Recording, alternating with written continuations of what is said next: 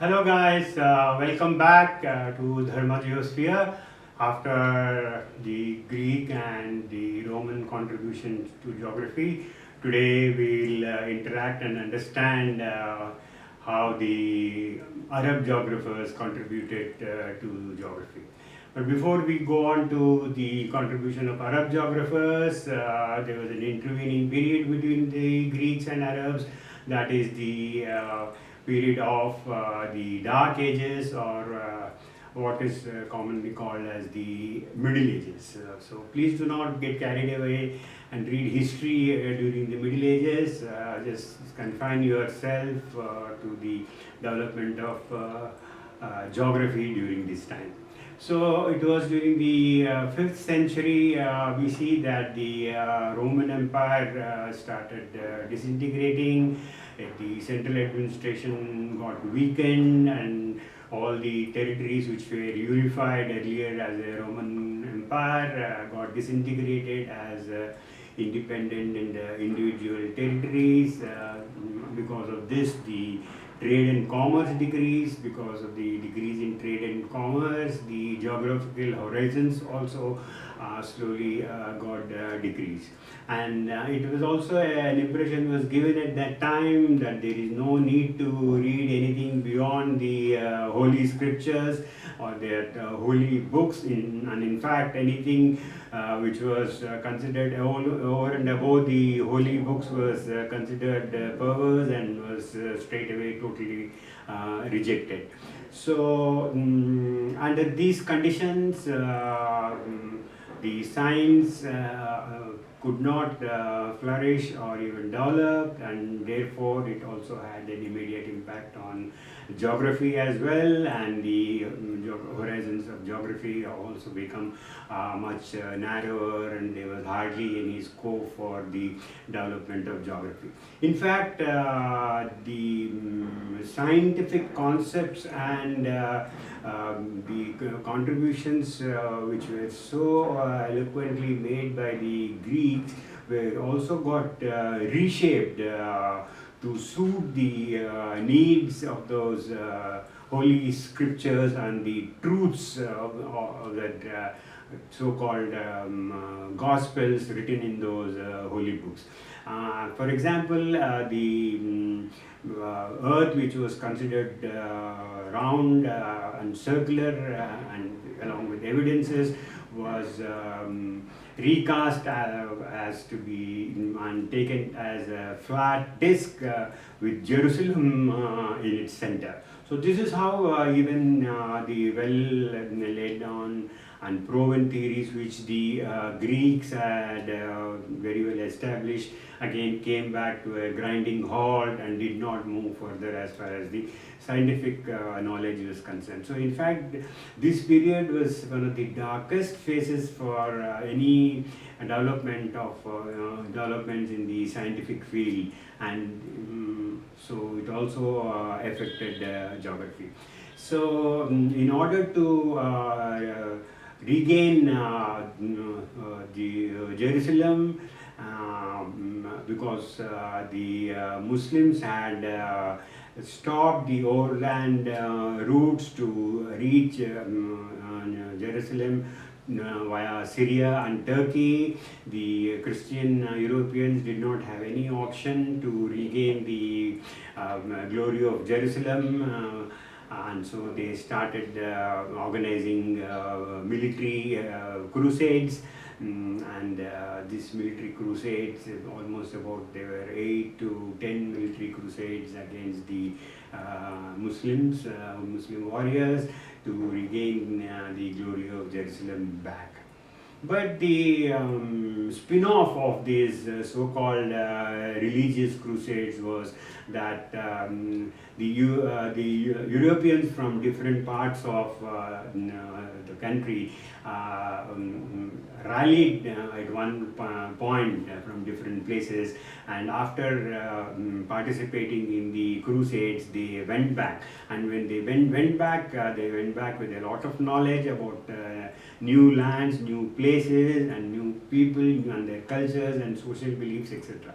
So this way, this led to a lot of curiosity for those who were hearing, listening about the new places and the new cultural beliefs and practices. So this enabled the geographical horizons to further develop, because everyone was curious to learn about the new places and all that.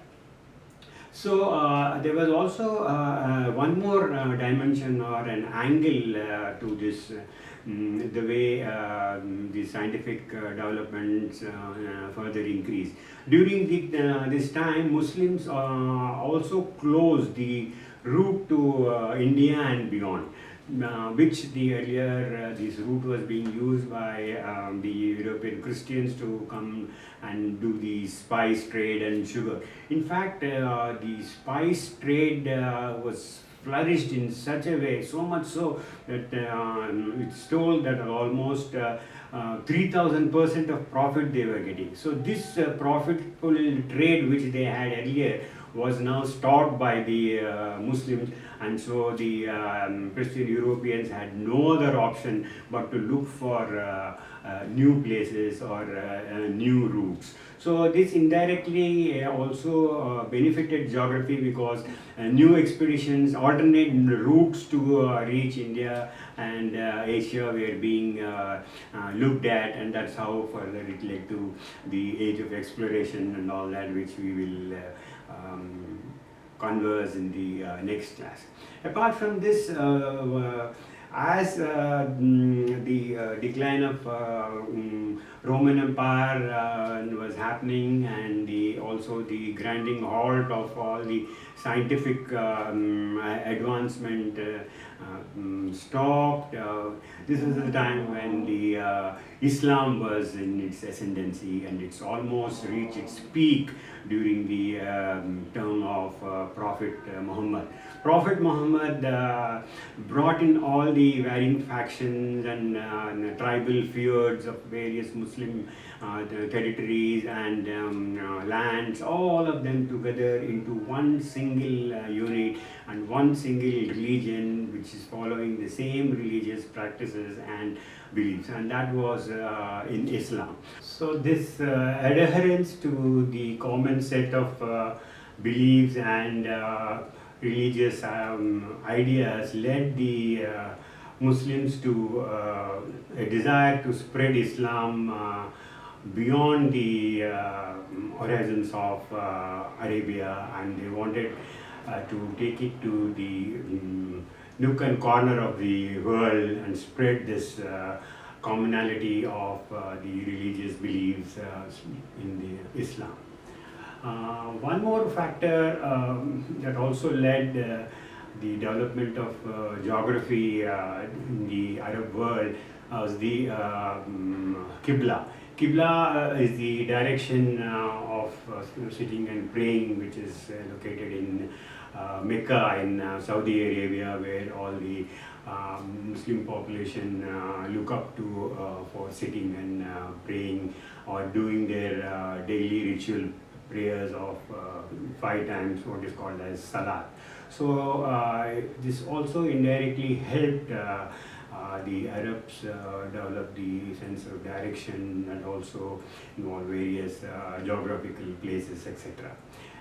Now, with this background of the ascendancy of the Arabs and the religious backdrop of Islam trying to spread across the world, we will try to understand how each of the Arabs geographers or the Muslim geographers contributed to the development of geography.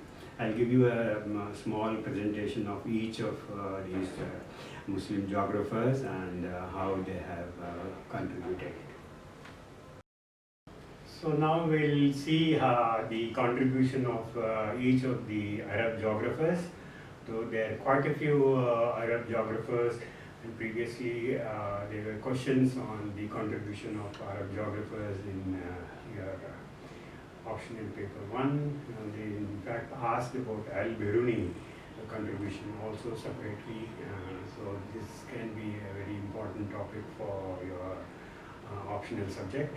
So among the various geographers, I have shortlisted 8 geographers who have contributed immensely towards the development of geography.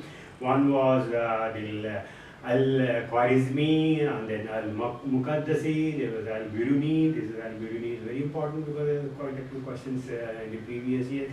And then Ibn Hakul, then Al-Idrisi, there was Ibn Battuta. I think maybe you have heard about him in your ancient history. Then Al-Masudi, and then finally Ibn Khaldun. So we'll see what each of them have contributed.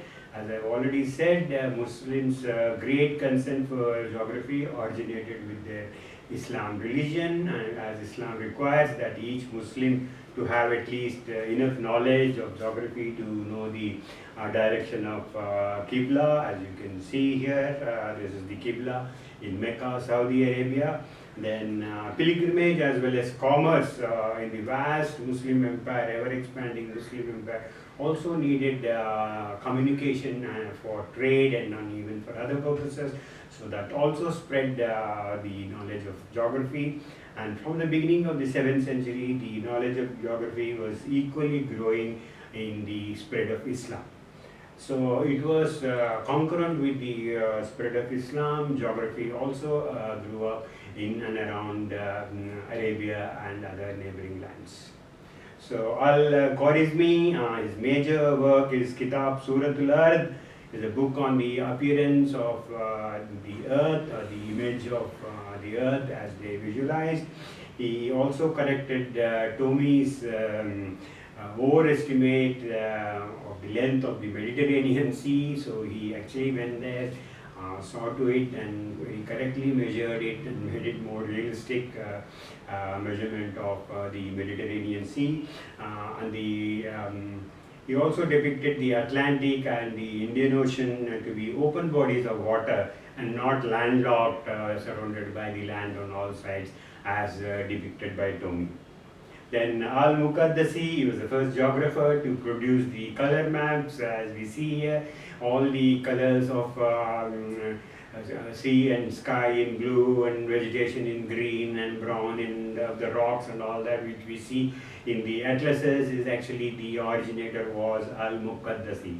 So that is an important contribution from him. And the Arab Muslim maps, of course, showed north downwards and south upwards, as you can see here, like this.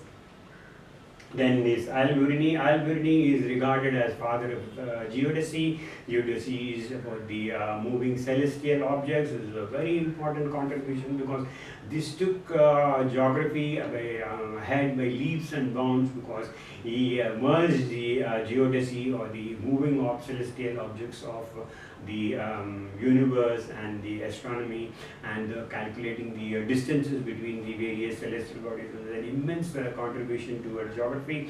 He is also known to have recognized sedimentary rocks as a separate group of rocks containing no fossils formed due to weathering, erosion, and deposition, and further cementation in forming those sedimentary rocks. So this is another very important contribution, because now we understand how the old mountains formed and how the sedimentary rocks accumulated. And then he also understood and showed the various geological epochs and eras, the interglacial and glacial periods, which later on got converted into the geological time scale. And then Ibn Hakul, his excursion to the south of equator with the wrong notion regarding the inhabitability of the torrid zone given by the Aristotle. He proved it wrong, and he showed in fact there were beautiful lakes in and around the torrid zone, and in and around the lakes there were also settlements. So that fact which was shown by Aristotle, that the torrid zone is totally uninhabited, is something which was proven wrong by Ibn Hakul. And Al-Idrisi, he wrote a very long named book called Nuzahut al-Mustaqafi. Iftarik al-Afaq is the delayed of him who desires the journey through the climates.